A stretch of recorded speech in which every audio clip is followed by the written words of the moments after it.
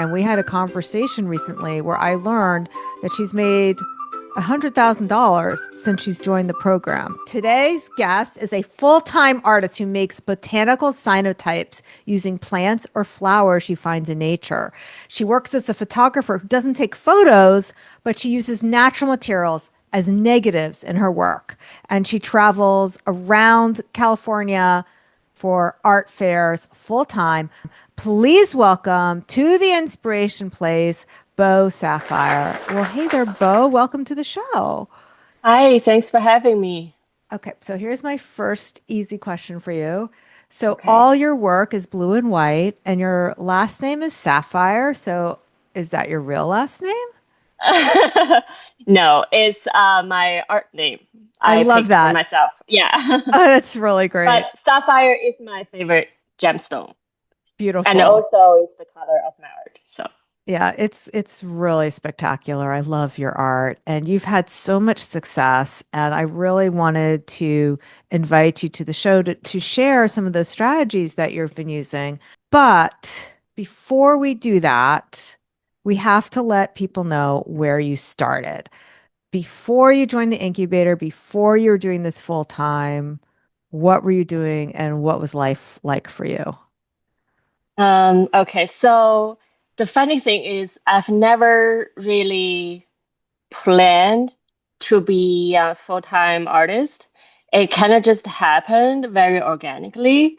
And I graduated in 2019 for photography. And then after that, I worked a full-time job at a e-commerce company as a production assistant. And then during the pandemic, my husband and I moved to LA from San Francisco. And then from there, I worked part-time at this printing and framing shop. And I was able to display some of the art I made in my spare time at the shop. Ended up selling a few pieces. So I think that was my first clue. Like, okay, people love my work. Because at the time, I didn't really think much about selling them. I was just enjoying making the art and having them display so people can enjoy seeing them. And then, long story short, I eventually quit the part time, and then so I decided to, pursue art as my business to see whether I could make it work or not. That's kind of just how it got started. Hey, artist, are you not sure which art that you create will actually sell? Like maybe you have more than one collection or more than one direction. If you're not sure if you're headed in the right direction, that could cause you to be stuck. Am I right? You don't have to guess anymore. With my professional portfolio review, you'll get personalized feedback on your own art from me so that you can confidently curate a collection that attracts serious collectors.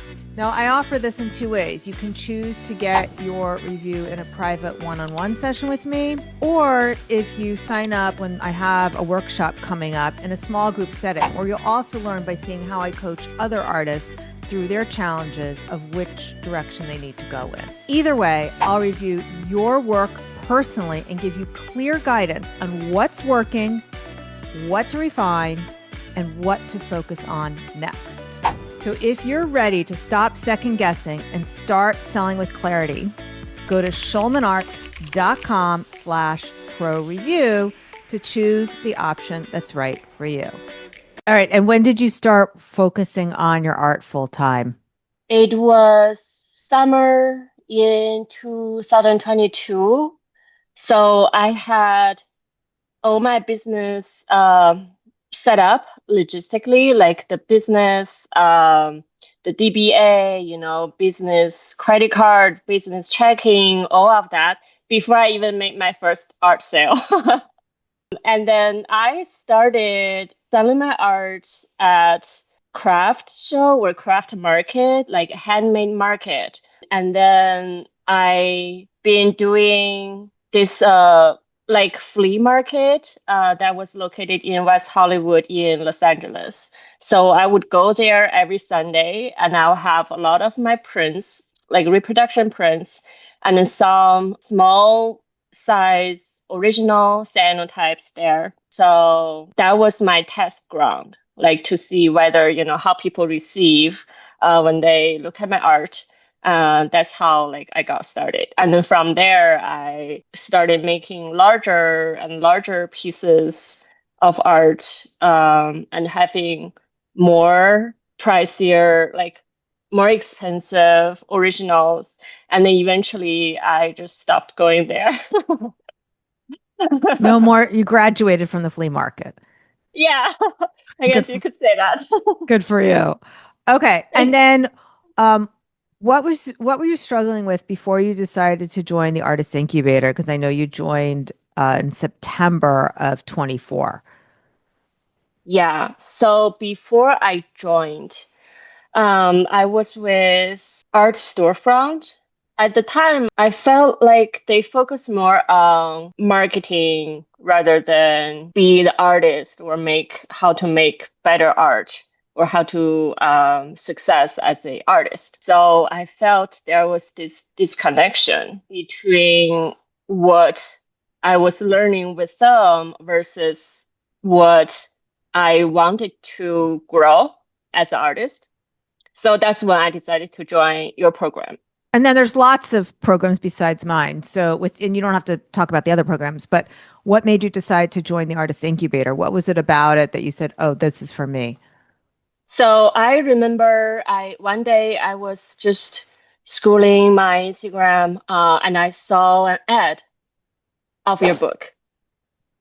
And then I was like, I was just curious because at the time I knew I needed some help and I didn't know where to get them or what are the resources available. And I saw your ad and I looked you up and I like reading. So I learned a lot through like from books. So I decided, okay, like I'm willing to spend like $20 something to get a book. Like, what's it gonna hurt me? If I don't like the content, then that's fine. But it's a book. It's not gonna be bad. So I purchased your book, like the Kindle version ebook, and then I finished the book. There were a lot of resources, contents in the book I found very helpful. The biggest help I got from your book was do the task in batch, like batch tasking. So I applied that into my business practice and it saved me a lot of time, boost up my efficiency, whether creating or making prints or framing, because I was able to do one task at a time and then focus on different tasks. So that was really helpful. And then from there, I started listening to your podcast when I'm on the road because I drive a lot and I loved it because every week there's like different content, different guests talk about different things, and it's entertaining, but it's also educating. And then eventually I joined your program. And here we are. And here we are.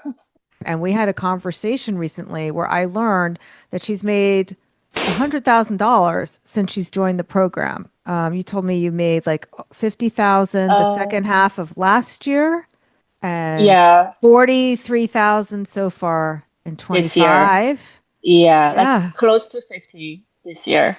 All right. So that's 50 plus Yeah, 50 is 100,000. yeah, So yeah. I was like, okay, this is somebody who my listeners need to hear from. Okay, so we already talked about one strategy that you said, which is Yeah, batching. What do you yeah. think would be two more strategies that account for your success? And it could be something that you learned from me, but it doesn't have to be. Okay. The lesson I learned most from doing art shows full time is adapting,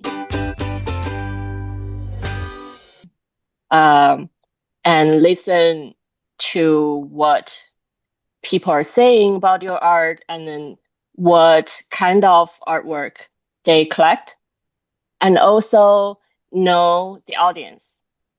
Because travel to art shows in all the different places. There's different demographic in all the different places. So there are shows that are higher end, like Beverly Hills or La Quinta. The people would buy originals that priced like over 1,000 or over 2,000. But you might not have that if you do a show that's like smaller or more like art in the park, where you get a lot of people who just willing to spend maybe less than $200 on a print or something. I do all sort of shows. I do street festivals, I do craft festivals and art shows that are all different levels. So in the past year, I really just learned how to prep my inventories based on which shows I'm going to attend. I love what you said at the very beginning here. How you framed this is that you learned how to adapt. Because this is what Charles Darwin did not say, it's survival of the fittest. He actually said it's survival of the species most able to adapt. It is not the strongest of the species that survives, but the most adaptable. And that's really what creativity and business success, both things, are really about. It's being able to be creative in new environments and new situations. So I love the way you framed this, is that adapting was your number one skill. Yeah. It also has something to do with my background because I started living overseas since I was 18. I have to adapt to the environment that I was living in. And the US is what you mean by overseas. So where are you from? Well, I originally from China. So after I finished high school, I went to college in Bangkok, Thailand. So I was 18-year-old. And then the culture in Thailand, I love the culture, but it was very, very different. It was more westernized. And then so I had to adapt to their culture while I was there. And I lived there for less than 3 years and then transferred school to the US. So I went to the Academy of Art University in San Francisco for both undergrad and graduate. Yeah, so there's a lot of like starting over, getting to the new environment, new culture, meeting new people. Yeah, so adaptation is one of my strengths, I would say. That's beautiful. I've lived in New York for the last 30 years, but as a child, I moved around a lot. And having read my book, maybe you remember that. But you only heard in the book about I was the new girl in fourth grade. But I was the new girl in fourth grade. I was the new girl in sixth grade. I was the new girl in eighth grade. I was the new girl in ninth grade. And I was the new girl in 10th grade. A new school, new friends, maybe a new school uniform. So I'm with you about learning how to adapt. Like I said, it's a survival strategy. Yeah. It's a survival strategy. And those skills that you developed are serving you now as both an artist and a business person. Yes. Okay, so we talked about batching, and just in case anybody doesn't know what Bo was referring to earlier, that means if you are selling a print, you're not going to just put one print on the website and mat one print and frame one print and price one print. You'll put 10 on the website. That's doing the putting it on the website batch. Maybe you'll mat all 10 of them and frame all 10 of them and price all 10 of them, because it's much easier to keep doing things in a repetitive manner than what's known as context switching. Hey artists, if you've been second guessing your art or feeling stuck about what to make next, it's time for a reset. With the Professional Portfolio Review, I'll personally review your art and give you direct feedback on what stands out, what's going to sell, and what you should be focusing on next.